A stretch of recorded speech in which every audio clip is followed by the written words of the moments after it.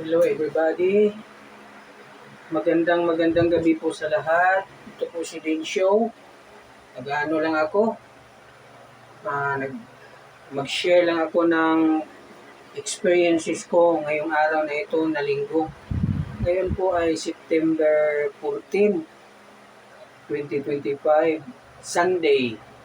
So, I'm so grateful for this day, what I have done. Together with my family, nagsimba kami kanina sa simbahan ni Jesucristo sa mga santos sa huling araw, o tinatawag na Mormons. Alam niyo mga kaibigan, yan po ang aking relihiyon, yung paniniwala na tinatawag na Mormons. So, kaninang araw, umaga, is our Butuan Stake Conference or 132 Butuan Stake Conference na giheld doon sa Balanghay Inland Resort Butuan, dito sa Butuan. So, ngayong araw na ito, nagpapasalamat ako sa Panginoon na nararagdagan yung mga kaalaman ko sa kanyang mga salita. So, we enjoyed listening to the speakers and we learned so much, many things spiritually. Sa mga speaker na nagbigay kanina sa aming conference, ang aming presiding officer ay si Elder Costales, ay siyang member ng the Forum of the 70 or Area 70.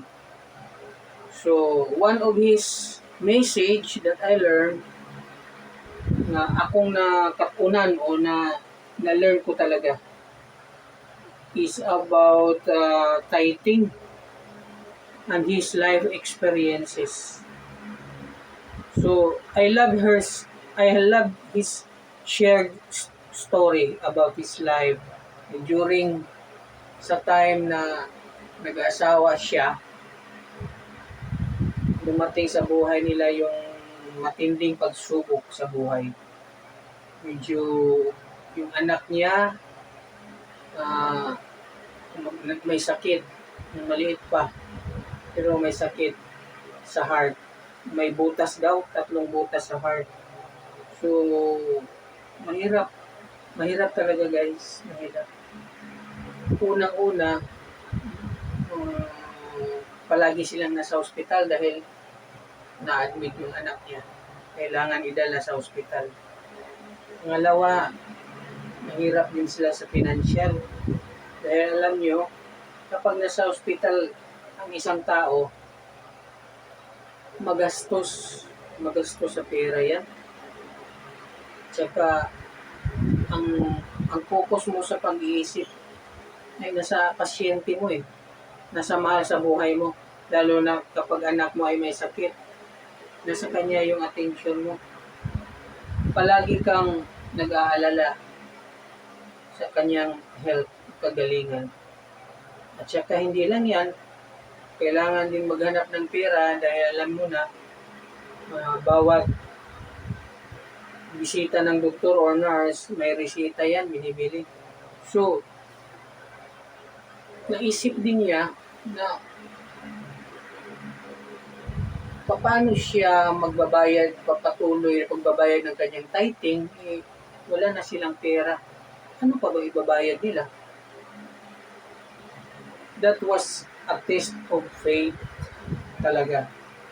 Na minsan sa buhay natin ba,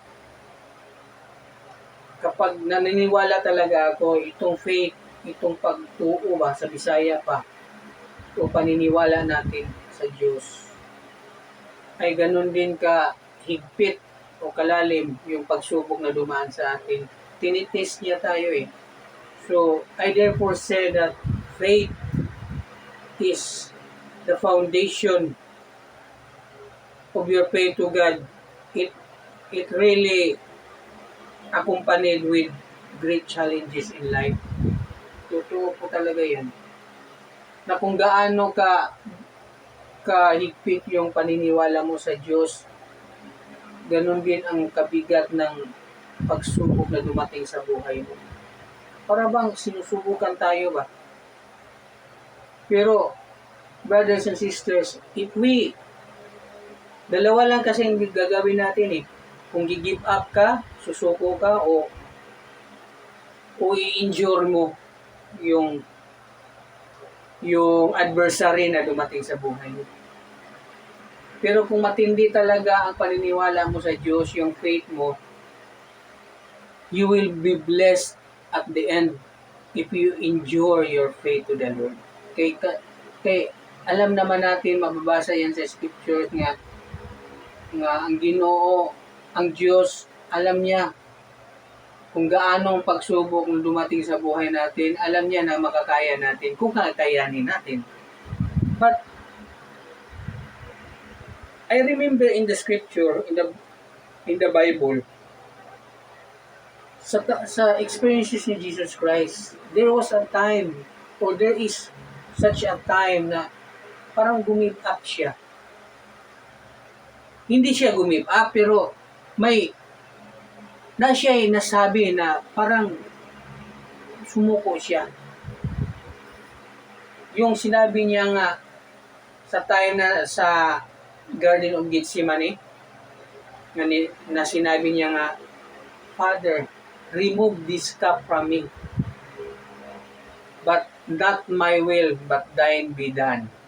So, ibig sabihin, na-realize ni Jesucristo na ang gaano kabigat, gaano yung pain na sinuffer niya sa buhay niya during that moment of sacrifice. Parang masakit talaga. Masakit talaga. Pero, gi-question niya ang Ama, Father, remove this cup from me, but not my will, but thine be done. Nagbase pa rin siya sa kanyang Ama. Pero, alam naman ng Ama na makakaya niya yun. So, ganun din sa atin, mga brothers and sisters. I know na the Lord, o Heavenly Father, knows that if we endure the trials or that moment of darkness in our life, I know that we can endure it well. At saka, darating talaga sa buhay natin na ma-feel natin ang totoong love niya. Totoong gugma niya sa Bisaya pa. Pagmamahal ng Diyos sa atin. Ma-feel natin yung pagmamahal. We feel full blessings of that kind of love if we endure that challenges that comes to our life. So yun yung mensahe na nag-get ko kay Elder Costales. But at his endurance of his sacrifice and great challenges, he was continue to pay his full tithe payment of his tithing. So, na-overcome niya yon hanggat dumating ang araw na na-blessed siya at naging true followers and disciple ni Jesucristo. So, yun yung mensahe na nag-gets ko ngayong araw sa kanyang mensahe during sa speaker siya sa conference kanina. So, I would like to share my testimony this time in my conclusion. Ako naniniwala talaga ako din, mga kapatid, mahina talaga ako pagdating sa matitinding pagsubok. Sometimes, isipan ko na para bang I feel discouraged, I feel weak. Pero, pinipilit ko ang sarili ko na magbasa ng scriptures. kung manunood ng mga talks ng mga leaders para maano ko ba, makomfort bitaw ko, ma-endure ko na lang yung mga pagsubok na darating sa akin. So, kasayod ko, alam ko talaga na yung totoong gugma o pagmamahal ni Heavenly Father at Jesucristo, nandyan lang yan. Hindi yan mamawala sa akin. I know that prayer endures everything and gives answers. Heavenly Father will answer all of our prayers if our prayer is sincerely expressed to Him with our heart.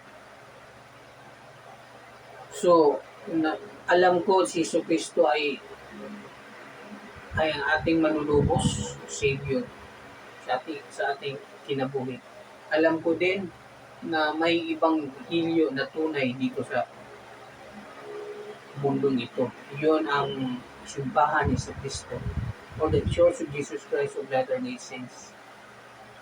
At saka, lagi kong tatandaan ang importante ng prayer na kung gaano man ang pagsubok na dumating sa atong buhay, mag-pray lang yun ta. We'll always pray to God. Then after prayer, we open the scriptures and read and listen to the talk of our general authority, especially the first presidency, the prophet. Nagbibigay yan ng comfort sa ating kinabuhi. At feeling that ma-feel natin yung pagmamahal, tunay na pagmamahal ng ating Panginoon. On this I live, in the name of Jesus Christ.